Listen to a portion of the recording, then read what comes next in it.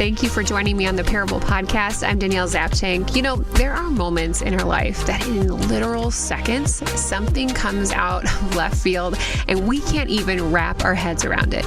Today, we're going to hear from worship leader Andy Davis and what happened when she found herself in a neonatal intensive care unit after her daughter was born at only 25 weeks.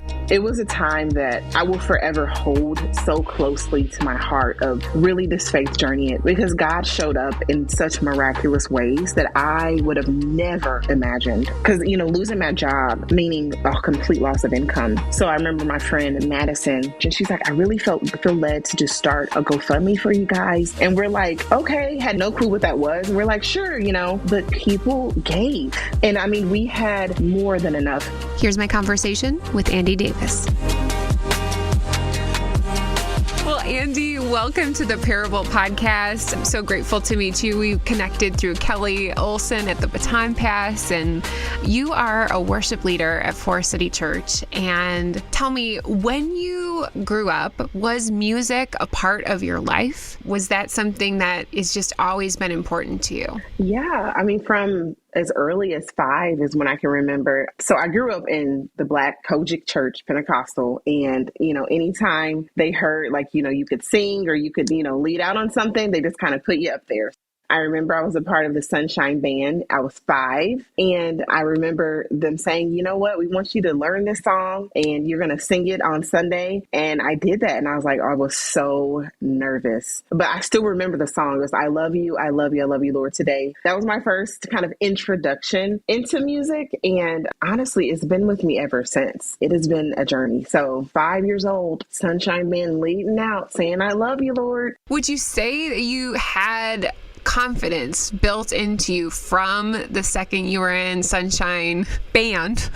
Or is that been a journey for you? I mean, to be on stage is very vulnerable. It really is. I mean, I wouldn't say that I naturally felt like, oh, yes, this is, you know, oh, I got this. Even still today, there are moments that I am like so just nervous and anxious before going up. I moved to Austin, Texas for a little while and got connected with some awesome people there. And one of the lead singers at the church that I was going to actually sang with Kurt Franklin. And I just remember him telling me, like, when you're on that stage, like, you just show who you are. That's what the people connect with. And that's what they want to see. And then he's like, and then also at any point when you find yourself not nervous when you're on a stage, then I think you've kind of let go of like the Lord kind of like having his way and just like really allowing the Holy Spirit to use you. So that's kind of stuck with me because it's like, you know what? It's this idea of like, it's not about me. And Lord, however you're wanting to use me in this way, like that's what I want. And I found that to kind of almost become a motto of my life. Like, Lord, it isn't about me. Like, how do you want to use me? Because I can't do it as well as you. So here I am, nerves and all, and here we go. So that's, you know, that's kind of stuck with me. And it's just kind of something I'm like, I'll just keep this and carry it. If this is how he wants to use me in this way. Ultimately, I want people to see who he is through me and not it be about, you know, the Andy show ever. So yeah, I'm still nervous always. I feel that, Andy. I get to have the chance to speak sometimes at our church, and everyone asks me, like, are you nervous? And I think it's not necessarily a nervousness. It's just like an excitement, and I want to do my best. I want to like showcase Jesus through what I have to say and lead people to him. So authenticity is huge. And I can definitely, even as like somebody who's watching, I can see when it's not there, you know? It isn't a performance for me. Like, this is my actual self. And I'm assuming what you're just saying, it goes for you as well. Do you remember, I don't know what your age demographic is, but do you remember like buying your first CD, your first cassette tape, like with your own money? Do you remember which one it was? What's so funny is I didn't have a job until I was like 15, almost 16. Well, I guess that's normal.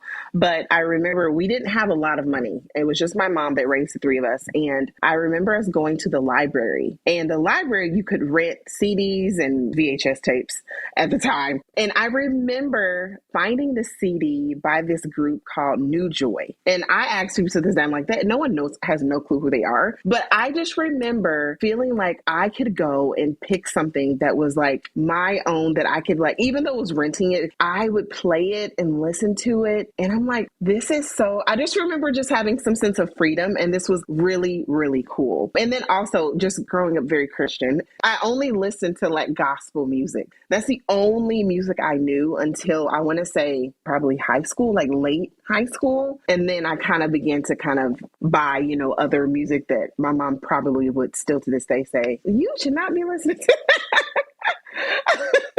So that memory sticks out in my mind most vividly, just because I just remember it was just the group and there were these Black girls on the front and I just loved their voices. And I'm like, oh my gosh, this is so cool. And I love what they were singing about, just purity and just joy and like the Lord. And I'm like, I want to do that.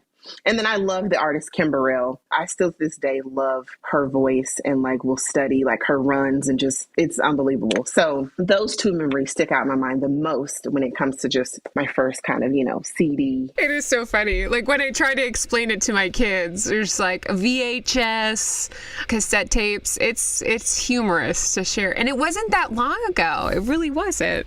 So, Andy, were you always in music as your occupation? Is that something that you've always done, or have you kind of just seen a transition over time? So I actually had an entire teaching career.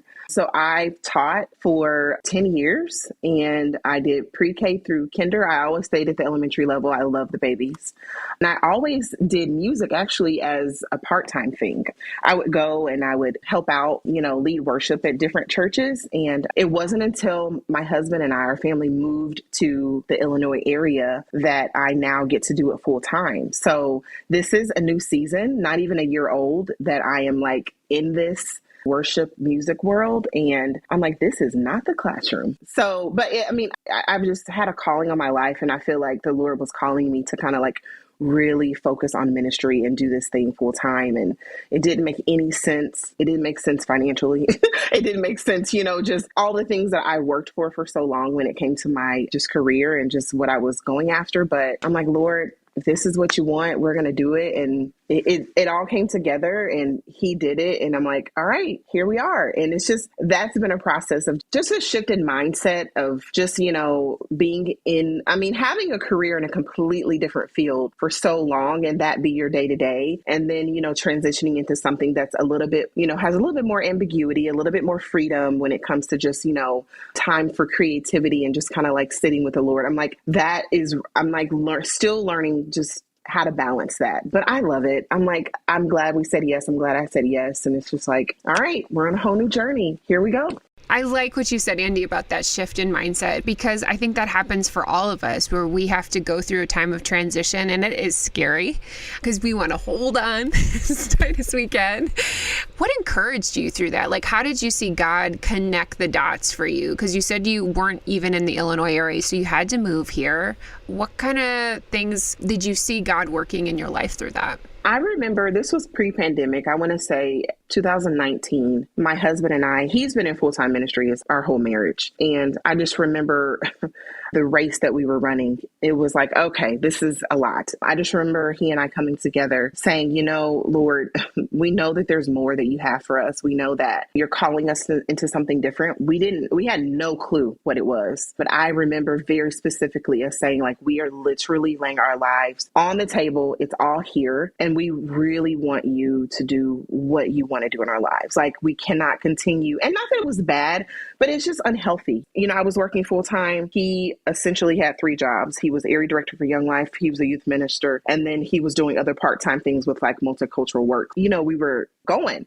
So, but we said that and we were like, all right, here we go. Pandemic hits. And I remember a friend of mine, Lauren Scott, who lived in Kansas City and she did Young Life with, my husband and was leading and everything. But she moved to the Chicago area, got connected with the folks here. They were having a writing camp and she was like, hey, like, I would love for you to come up to the writing camp. And I'm like, okay. But I did it. I came up and I'm like, it was a completely different world. like one that I had never experienced, and just seeing like other like-minded people and, people that were really, about this mission of not just creating music, but like really wanting people to know, who Jesus is. And I just fell in love with it. I'm like, this exists outside of like, what I ever knew. So I remember coming back home and I'm like, just telling my husband all about it. And then Carrington Gaines, who kind of leads a lot here at the church and just with Four City Worship, he was like, so would you ever think about maybe joining us? And I'm like, I have a whole career. We have a mortgage, like there's a whole other side of life happening here. But I remember talking to my husband about it, and he was like, let's see, let's go on this journey and see. And then the Lord just kept opening doors. And I'm like, okay, so because, we had to sell our house. And I'm like, that was a big deal. And I'm like, well, Lord, you got to do that. Well, that sold in a day. And I'm like, okay, well, we got to figure out where we're going to live. And I mean, just things kept happening. And trust me, Danielle, I was like, Lord, if this is not what you want, I need you to close the door, like from Monsters, Inc. when they like would shred the door. I needed that kind of thing to happen because I did not want to be where he didn't want us to be, but things just kept working out. And then, because my husband works here too, and it just kept working, doors kept opening. And I just saw the Lord saying, just trust me. Yeah, I know this doesn't make sense. I know you're having to move, your whole family, and we loved our home. But the Lord was like, just trust me. And it's still that. It's still like, okay, Lord, like step by step. All right. I'm keeping my eye up, very hesitantly, but just knowing how he's worked and shown up, in my life and in our life in the past. I'm like, all right, I know what's good. I got to trust that. And like, that has to be enough. But it's been the continual journey of just him opening the door. All right, I'm at the next one. What do you want me to do while I'm in this waiting area?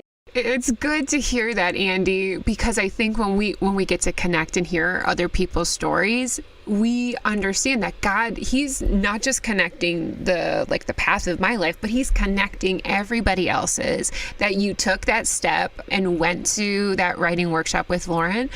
Oh, gosh, that's so exciting when you step into a new place. Not that you never thought about, but you're like, I'm a teacher. This is what I do. And like, no, I'm going to use you for something so much bigger. And also, I love that you connected it to Monsters, Inc. I mean, and Andy, can you tell me a little bit about your parable story that you wanted to share with us today? Because I think that it's a big part of your story and who you are. And I'd just love to hear that. Yeah. I mean, thinking about faith and just this idea of trusting, the Lord. My husband and I, we've been married almost 11 years now, and we have a little girl. Her name is Carrington Blakely. She's 4.5. But I remember we were married for almost 7 years at the time by this time. And I'm like, I think it's time for us to start this journey of becoming parents. And he had already been ready. It was me that was kind of like, I'm actually good. Like, I kind of like, my freedom. But something inside of me was like, you know what, it's time. Let's, start a family. And so we made the decision to do that. And we got pregnant right away, which was really exciting. But also like, oh my gosh, we're actually about to be parent. And we found out that we were having a little girl. For whatever reason, I was just convinced that I was going to have a boy. But I remember us finding out that she was a girl, and I was completely like just taken back and just super excited. And things have been going really, really well with the pregnancy. I was good. Things were great. I remember going to, I believe it was the 20-week checkup or 21-week checkup. And they were just like, well, she's kind of measuring small, like she's growing, but she's just kind of measuring small. So we want to get you connected with some specialists just to make sure there's nothing else happening. And we're like, oh, okay, no problem. Schedule the appointment, and I go, and they were looking, and they were like, there's just some skips of blood flow that's, really not getting to her. So they monitored me for a little while longer. And I was like, I work with some amazing girlfriends, some of my best girlfriends to this day. And I was like, guys, just pray, I'm going to go, they're like, oh, it'll be fine. So I remember, at the appointment, I'm like, okay, what's happening here? And I didn't think anything of it. I'm still like, oh, they're just, making sure everything's fine. But I remember the doctor coming back in, and they were like, we need to like admit you like today. And my husband and I looked at each other, and we were like, oh, okay, we'll just go home. We'll get, some things and come back. And they were like, no. Like, you need to go upstairs right away. And Danielle, I remember my body, I just began to shake. Like my teeth were chattering. Like I was so cold, but I realized like my body was like in shock. And I remember going up and then like nurses were coming in and like the doctors were coming in and they're, hooking me up to all these things and I'm signing papers. And I'm like, I didn't have time to really wrap my mind around like, wait, what's really happening? So they were saying,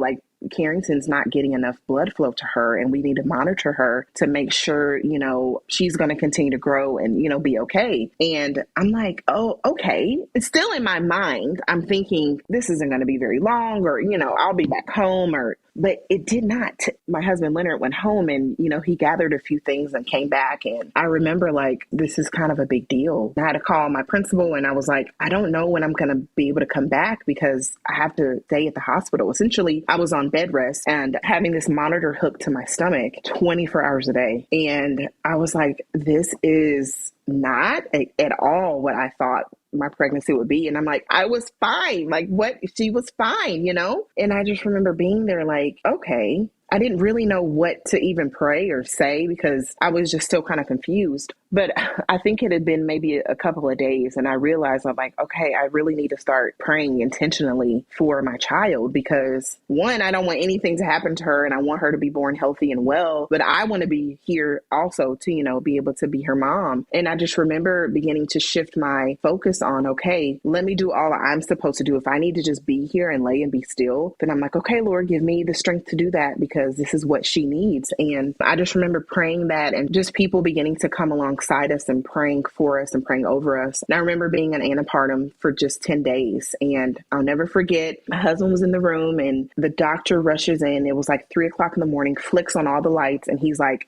we got to take her. She's not doing good. We got to take her out. Wow. Andy, what were you thinking during that moment? I was like, wait, hold on. And then, just an influx of nurses and doctors. And again, me signing papers and they're explaining all these things. And I'm like, oh, wait, what? So I went in to have emergency C-section at 25 weeks and Carrington was born 1 pound, 5 ounces. And I remember them very, very quickly, like just showing her to us, over the drape. And I just remember seeing this body. Again, this whole process, now that I'm even sharing it again out loud, is like, I just couldn't wrap my mind around what was happening. Just this outer body experience of like, that's my child. Like, oh my gosh. So it was very quickly that they showed her to us because they had to rush her up to the NICU. And that really began this journey of me just really understanding who God was and just what faith really meant. And I think, growing up in the church, like, you have your moments and you hear these things and you're like, you sing the songs and it's like, oh, okay, you go through the motions. But life actually began to hit in like a real new way. And I'm like, oh, I've got to activate these things that I've heard and that, I've seen. And I'm like, oh, this is what it means to like really have faith and like really like the song Running to the Father, like run to him, because I didn't know where else to go. I didn't know what to do. I felt so helpless. But that really began, like I said, the journey of me understanding just like who God was and just like, man, this is going to take a whole nother level of faith that I've never even accessed or like even knew existed. She spent 100 days in the NICU and I was there twice a day. I would go in the morning and I would go in the evening with Leonard. And it hit me when I realized like I really had to be there because I went shortly after I got discharged from the hospital. And that very first day I was there, she like coded. They were calling in everyone to kind of revive her. And I'm standing there and, I'm standing there and I'm standing still, but like everything around me was moving so quickly. And I will never forget, Dr. Tiffany Simpson said to me, like, this is your child. Like, you have to advocate for her. And whatever you want to know, whatever you feel like she needs, like, you have the right to say that. But I remember that stuck with me because it made me realize that I have to do the same thing with God, my Father. And he's advocating for me. And he's speaking to me saying he's here, but I have to tell him what I need and what is happening and what I'm experiencing or what I don't understand to help bring clarity of thought to kind of like, okay, where are you in this? Because I'm lost. Like, I don't know what to do. Andy, even in the moment that you are feeling scattered and confused, was there anyone who came around you and Leonard during that time? I just remember there were so many people that came around us. I mean, and praise God, like we had an amazing community of just, different friend groups. And I mean, so many people that came to our side that prayed with us, sending flowers, cards, and you just checked on us. And that meant so much to me because sometimes, when we do feel like the Lord is just not near to us or he just feels so far away. And I feel like he brings people and sends people into your life that can give you the hug that sometimes I'm like, I just needed a hug.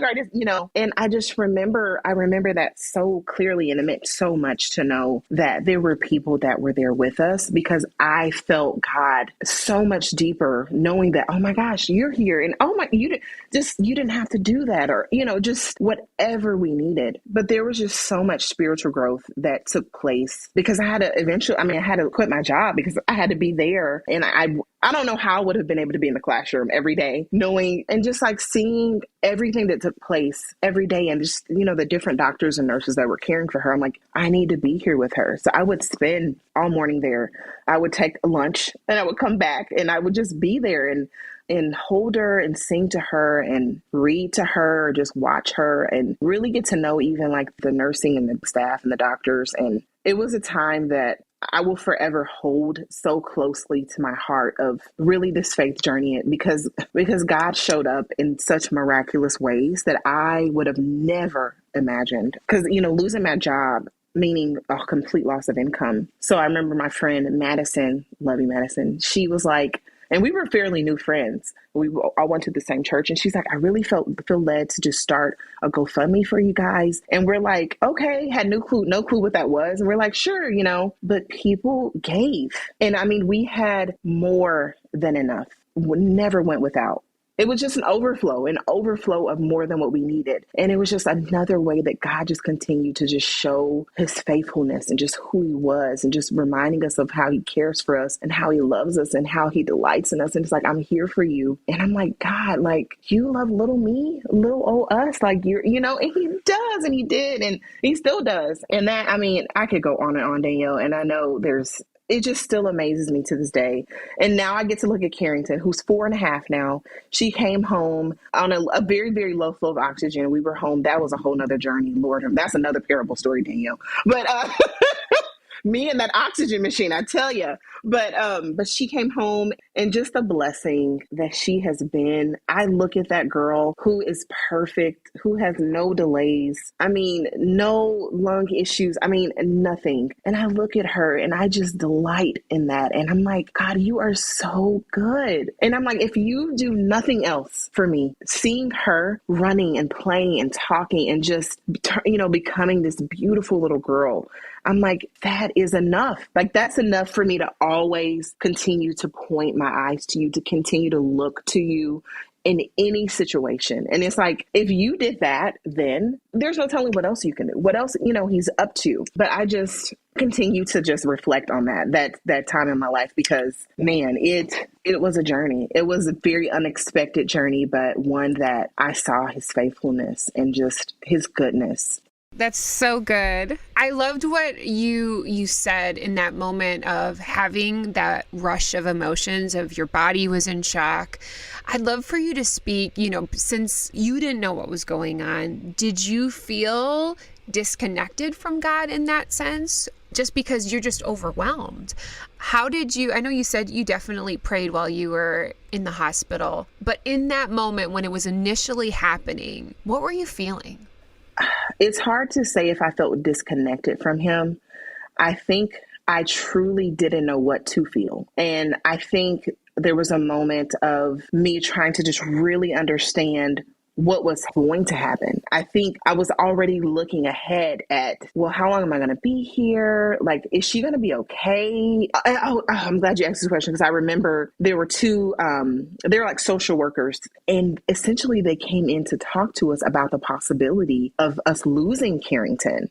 Now, I will say that thought never entered my mind. My husband and I can honestly say it never crossed my mind that she wasn't going to make it. And now thinking back to it, I think that was a part of faith that I didn't even realize that I had. Like, never crossed my mind that she wasn't going to be here. Thank you for letting us know. But I think, and like now that I'm thinking about it, and I don't get to tell the story in detail, and it's been so long, but now that I'm processing and thinking about it, I really think we knew who God was. I think it was just this idea of we just didn't know what was going to happen. How are you going to show up? Like, what is this? And I'm a planner, and I think my mind just began to go to just all of the other things. And I don't think I had time to even to not know that God wasn't real, or that he would, I didn't feel disconnected from him.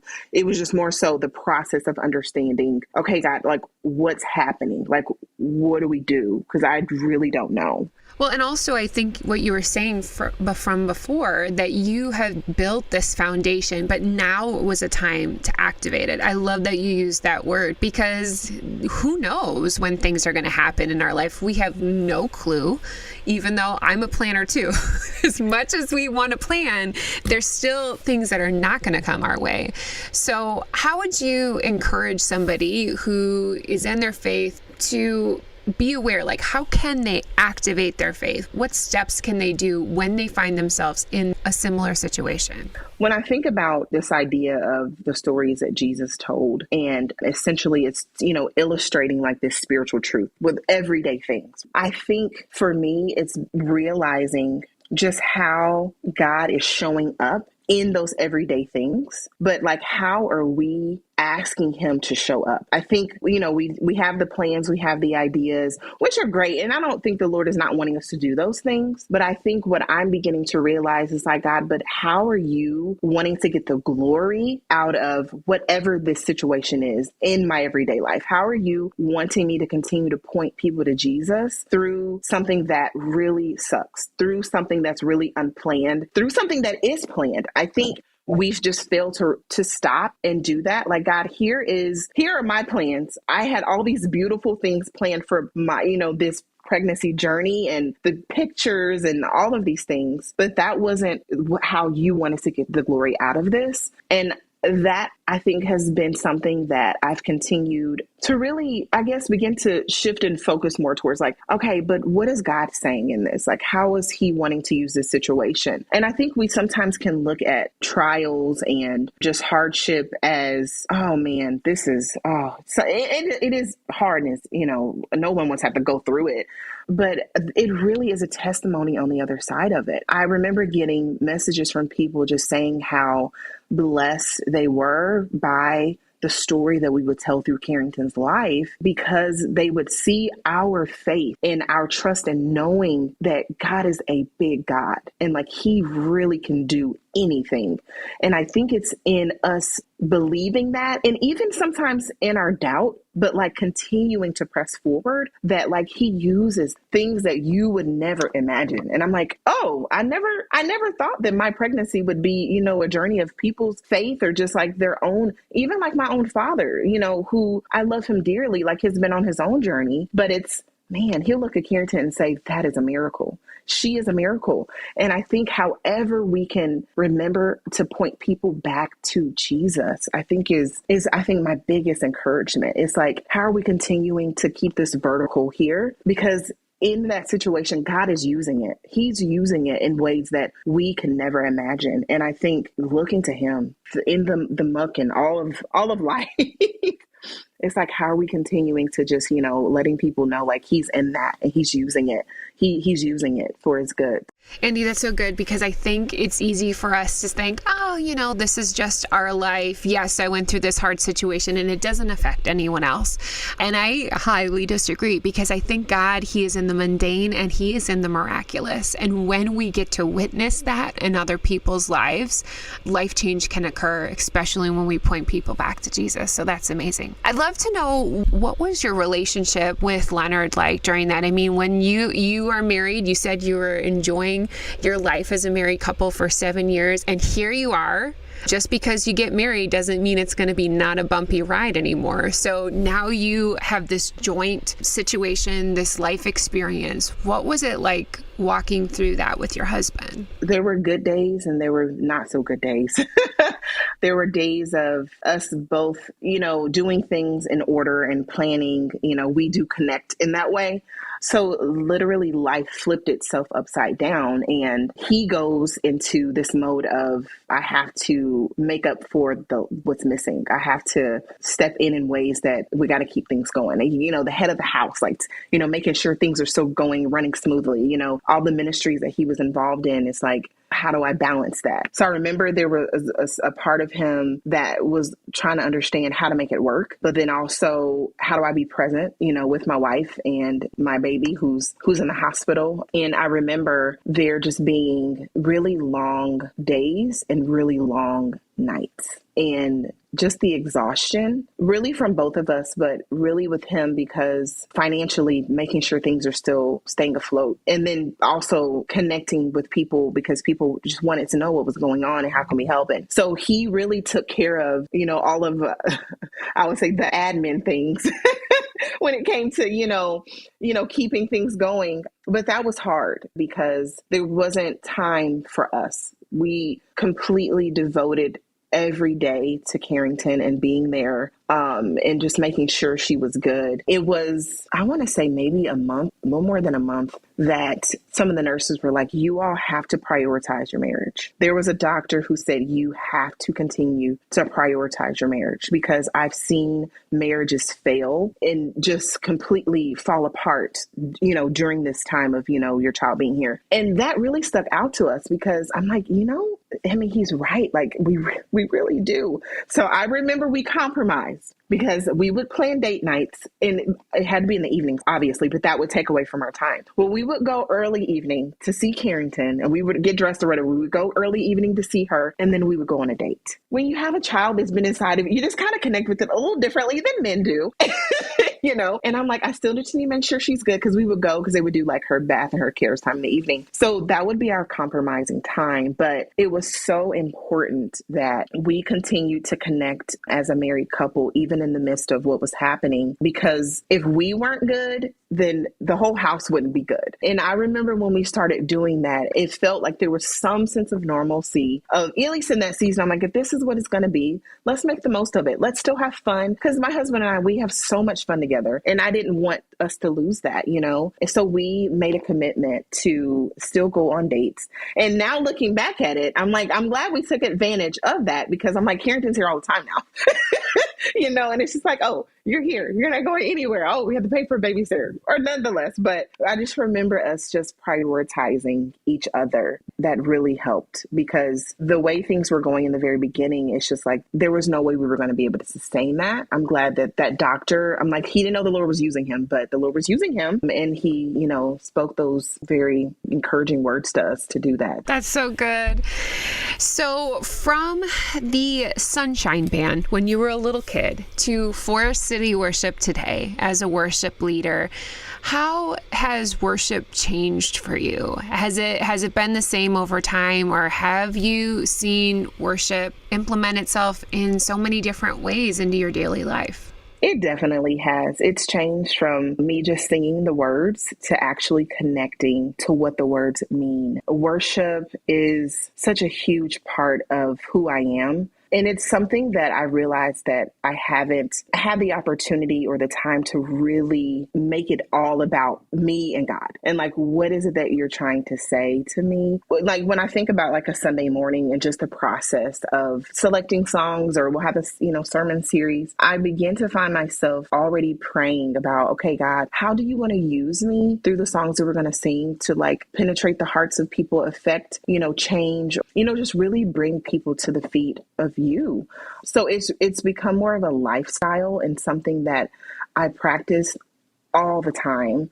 Even like as me growing as like a writer, I'm like, God, what are you trying to say through these words? And something I'm also learning too, like I don't always have the space in service to, break down like a scripture, but I'm realizing that God uses songs to sing what his word says. And I'm finding that the stories are told through a song that I love still to this day that I played over and over, when Carrington was in the hospital was God, I Look to You by Bethel. And it just talks about, God, I look to you. You're where my strength comes from. Give me vision, give me wisdom to see things like you do, to do things like you do. And singing that song coming out of something has so much greater context than it would have before, because I've gone through something. So I think learning to connect just everyday life situations, or even just what's happening around me or in the lives of other people, it really does allow me to sing from an authentic place, a real place. And I think God uses that again to just connect, him getting the glory out of it. Like I was saying earlier, it's really all about him. And it's like, just continuing to point people to who he is and just what his word says, just the character of him. It's like just helping people to know that. Oh, well, Andy, that's good, because it's that intentionality and that authenticity we were talking about, and reminding ourselves sometimes it's not even in song. It's just praising God for the way he's brought you through a season, what he's done in Carrington's life. And it's so cool for me to think, sometimes it's easy to forget, those times, but for you have Carrington as this Ebenezer, really, of like this marker of like, here, I will always have this marker in my life of showcasing what I've done in your world. So that's fantastic. Forest City Worship has a fun event coming up. It's a praise party. It's featuring Blanca. She is a recording artist, and it is Tuesday, August 9th. It's in Hoffman Estates if you guys are in the Chicago area listening. What are you looking forward to about that event? Let me tell you something. Forest City Worship, we love to praise the Lord. We love to let the Holy Spirit have his way. And I love, since joining and being a part, Carrington Gaines and Lauren Scott and a few others. I mean, it is just like this worship family that it's something that I wasn't looking for. And I'm so glad that I found it, because we just love to have a good time. We love to have a good time. We love to sing, and we all come from so many different backgrounds, but coming together, we're just all right, here we go. So it truly is going to be a praise party. You couldn't get any better. You're outside. It's August. It's going to be beautiful. So it's going to be a praise party. It's going to be, however the Lord wants to do what he does is what we want. That's always our goal, but it's going to be a great time. It's going to be a great time for sure. It's going to be good. I will be there too. All the proceeds go to the Baton Pass, which is just for empowering women, which I think is so important. Anything else that you wanted to share with the listeners today that really popped up while we were talking? Anything you want to encourage them, or last thoughts? I think just taking time to really just take time to really pause and try to listen for the voice of God. I think when we can sit and just quiet our minds, even if it's for a moment, and just really help him to guide and lead us, I just find myself in such a better place when I can just sit for a moment and say, okay, Lord, take a deep breath. What do you want me to do today? Help me. It's so refreshing and just so helpful. And I just pray that we can just have moments where we're just listening for his voice and just helping him lead and guide us, and just have faith that, what he's saying and where he wants you to go and what he wants you to do is good. Andy, oh gosh, thank you so much for your time today. I can just feel the joy that God has given you, and just your spirit. And it's beautiful. I'm thankful for you and your husband, Leonard, and just that you get to raise this beautiful daughter, Carrington. I'm excited for you. Thank you. Thank you so much. If people want to get connected to you, how can they reach out to you? You can follow me on my social media, Instagram, Life with Andy Irene. You will see everything from ministry to personal. You'll see Carrington on there. You can always, Forest City Worship, you can see what's going on there, and you'll see me on there as well. Or you can email me, Andrea.davis@forestcitychurch.com. But I'm big on social, so feel free to follow and you'll see what's going on there. Well, great. Well, we hope anyone listening who joins us on August 9th at the praise party. Thank you so much, Andy. Thank you. I'm so grateful to hear Andy's story today. If you wanted to meet Andy in person, join us for Praise Party in the Park. It is the worship party of the summer. It is featuring Blanca and Forest City Worship, which Andrea is a part of. Blanca is a Puerto Rican-born American musician. Her most recent single, The Healing, is with Dante Bowe, has topped the charts. Blanca was also nominated as Female Artist of the Year for the 2022 K-Love Fan Awards.